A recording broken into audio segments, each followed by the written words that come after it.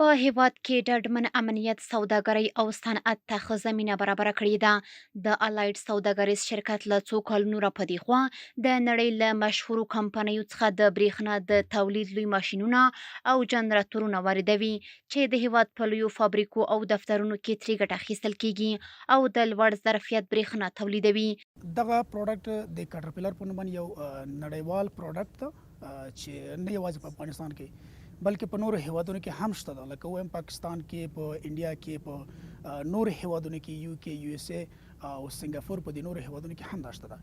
دغه کمپنی خپل تولیدات په یو کې، یو اس اے، چاینا کې هم لري. په انډیا کې هم دغه اوس چې د خپل تولیدات شروع کړي دي، او دغه یوازینی علت دا شاید چې د سنټرل ایشیا هیوادونو ته په ډیر کم بیه سره خپل ښه کوالټي پروډکټ ورسوي. کټرپیلر جنریټورونه کوم مثبت پوینټونه درته وایم، هغه دا شی دي چې ژوند ډیر زیات اوږد ده. او بل که نور جنریټورونه تاسو وګورئ، هغې به هر یو به په دې باندې ټینګار کوي چې 200 یا 2.5 ساعته بعد د دغه جنریټورونو تاسو موبلاین تبدیلي وکړئ، فلټر یې تبدیل کړئ، د دې هغه که ووایم سرویسز یې وکړئ. خو کټرپیلر یوازینی پروډکټ ده. که زه درته تاسو اوریجنل کټرپیلر آیل سره لاړ شئ، د روغنیاتو سره، د دې فلټر اوریجنل سره لاړ شئ، تاسو کولی شئ چې د دې سرویسز یا مینټیننس یا د دې هغه موبلاین تبدیلي حتی 400 ساعته بعد وکړئ. خو بیا هم احتیاطاً، ځکه ځینې مشتریان داسې دي چې هغه اکثره بیا زمونږ اصلي پروډکټ ته لاسرسی نه لري، یا دا ده چې په مارکیټ کې د نورو تولیدات یا د نورو د هغه ویناو له وجې نه چې د دې داسې کوي چې اصلي شی لاسته نه راوړي، نور شی لاسته راوړي. نو موږ هغې ته دا هدایت کوو چې تاسو 400 ساعته بعد نه، خیر د 300 ساعته بعد، نسبتا نورو جنریټرونو ته چې هغوی وایي 200 2.5 ساعته بعد، موږ بیا هم یو زیات انټرول ورته د ټایم ورکوو چې په دغه کې تاسو کولی شئ چې خپل موبلاین او هغه چې تبدیل کړئ. تر ټولو مثبت پوینټ یې بل دا شی ده، لونګر رن کې که وایم چې تر ډیر عمر زیات لري. مطلب که چیرته یو جنریټر د کټرپیلر 2000 ساعته چلیدلی، هغه به بیا هم د دې برداشت لري چې 80% تر 80% تر 15% پورې لوډ واخلي. که د نورو کمپنیانو پروډکټونه وي، هغه که تاسو چیرته 2000 ساعته وچلیږي، ډایرکټ ټاپ ان ته کېږي. ټاپ ان موږ دې ته وایي چې د هغې مطلب بره د انجن هیډ چې د هغه کولاویږي، او په هغې کې ځینې پرزجات او ځینې شیان چې د تبدیلۍ ته بیا ضرورت لري چې هغه باید تبدیل شي او بیا هغومره لوډ دا واخلي. د دغه سوداګریز شرکت مسؤلین وایي که د هیواد امنیتي وضعیت هم دا ډول دوام وکړي، نو دوی به د دغه لویو جنراتورونو تولید په افغانستان کې پیل کړي. چې دا د بانک ستونزې د حل شي که نه، نو دې سره به دا وي چې زمونږ ټرانسفر به هم په ارام به کېږي بهر ملکونو ته، او نور دې سره بزنس چې کوم نور مواقع دي هغه هم زیاتې شي. که ووایم افغانستان په خپله باندې د ایشیا زړه یادېږي. که چیرته دغه کټرپیلر کمپنۍ ته داسې یو ماحول ورته برابر شي، مطلب داسې امنیت هغوی ته برابر شي چې هغوی راشي په افغانستان دننه تولیداتو کې، دغه جنریټر چې نن په 2000 ډالر کې کوم شی راځي، شاید دا په 8000 ډالر کې هم د پاکستان هیواد ته ورکړل شي، هم خپلو ګاونډیو هیوادونو ته ورکړل شي، هم تر انډیا پورې دا شی ورسول شي دومره ارزانه او دومره په اسانۍ سره.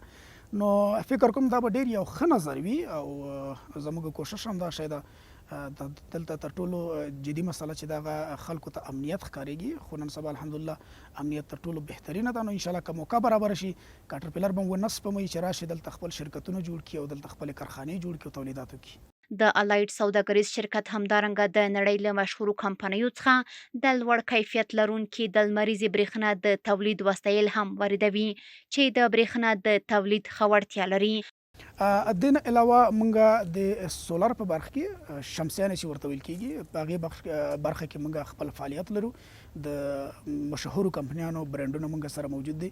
د دې لپاره موږ بیا کمپلیټ سروې ټیم لرو، موږ د دې لپاره ډیزاینینګ ټیم لرو، د دې لپاره انسټالیشن ټیم ده.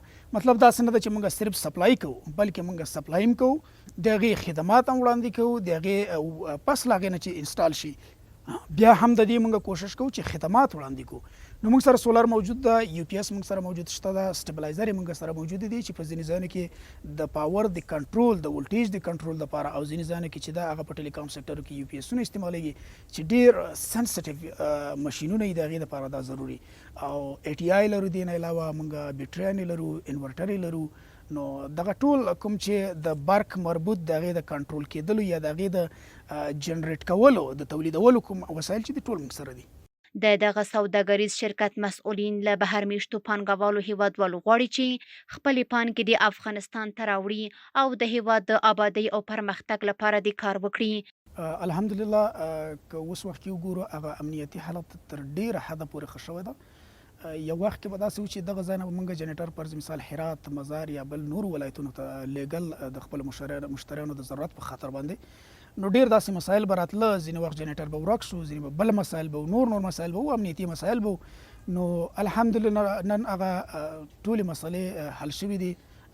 خپلو هیوادوالو ته دغه پیغام لرم چې راشئ، هغه ضرورتونه چې تاسو پسې ګرځئ، مطلب کوم شیان چې تاسو په بل هیواد کې لټوئ د خپل تجارتونو په خاطر باندې، هغه ټوله زمینه دغلته نن مساعده ده او تاسو کولی شئ په ځای د دې چې پانګه په نورو هیوادونو کې ولګوئ، راوړئ په خپلو هیوادونو کې ولګوئ. شاید یو څو کورنۍ ته پکې د کار زمینه هم برابره شي او د زده کړې زمینه هم ورته برابره شي خپلو هیوادوالو ته.